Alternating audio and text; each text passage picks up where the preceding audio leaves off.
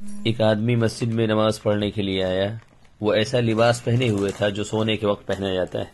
نماز ختم ہونے کے بعد جب وہ مسجد سے نکلنے لگا تو ایک شخص اسے دعوت دیتے ہوئے کہنے لگا کہ آئیے ہمارے گھر تشریف لے چلیے تاکہ ہم وہاں بیٹھ کر چائے وغیرہ پئیں۔ وہ آدمی مارے شرم کے کہنے لگا، میرے پیارے بھائی، آپ کی دعوت کے لیے میں معذرت چاہتا ہوں کیونکہ میرا لباس اس قابل نہیں کہ میں اسے پہن کر آپ کے گھر جا سکوں۔ اس شخص نے جواب دیا کہ میرا گھر اللہ کے گھر سے کہیں زیادہ بہتر تو نہیں۔ اس آدمی نے مارے شرم کے اپنا سر جھکا لیا، کہنے لگا میں آپ کی بات سمجھ گیا۔ قرآن کریم میں اللہ تعالیٰ کا ارشاد ہے، یا بنی آدم خذوا زینتکم عند کل مسجد، اے بنی آدم ہر عبادت کے موقع پر اپنی پوری زینت لے کر آیا کریں۔ احکام القرآن میں اور ابن کثیر رحمۃ اللہ علیہ نے نقل کیا ہے کہ لباس کو اللہ نے یہاں زینت سے تعبیر کیا۔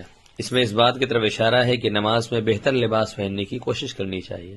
ایسا نہ ہو کہ دنیاوی تقریبات میں تو عمدہ لباس استعمال کریں اور نماز میں معمولی